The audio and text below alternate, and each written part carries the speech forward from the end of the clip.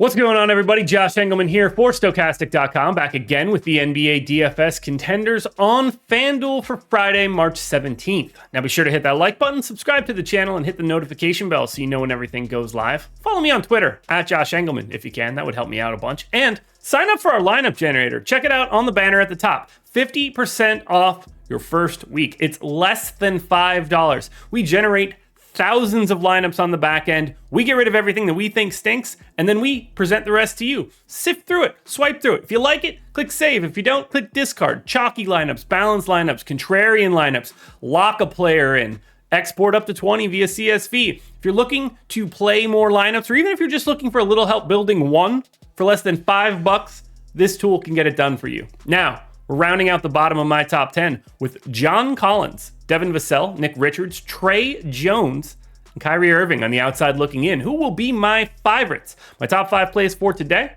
It's time to find out.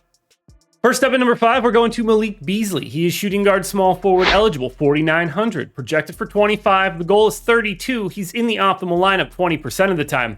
Tough matchup here against Dallas, but the minutes are there for Beasley. He's a 23% usage guy with this team now. And in 29 minutes, 0.85 fantasy points per minute, that's going to work. We don't have a ton of value out there right now. Getting someone that crosses that shooting guard small forward positionality is very helpful. 15 points, 4.5 boards, 2 assists, and a stock. It is a pace down spot, but the Lakers are favorites in this one. So while you don't love the matchup from a pace perspective, it's not like Dallas's defense is any good. I think this is a really nice spot for Beasley.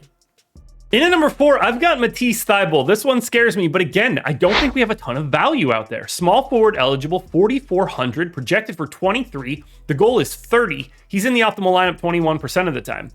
He's not really going to do much from an offensive perspective, but you're hoping to get some stocks, and that plays up really well on FanDuel. 7.5 points on 11% usage, 4 boards, an assist and a half, but 2 steals and a block. That's 9 fantasy points on FanDuel.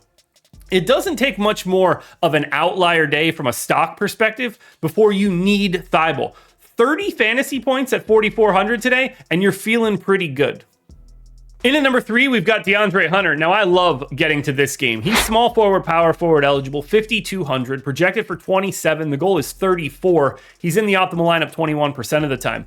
Hunter's been playing more minutes as of late under Quinn Snyder, so I've got him up to 34. He's a 0.8 fantasy point per minute guy. It's a massive pace up spot here for Atlanta. They gained 2.5 possessions over their average. This game has a 247 total, 17 points for Hunter, 5 boards, an assist and a half basically, and a stock.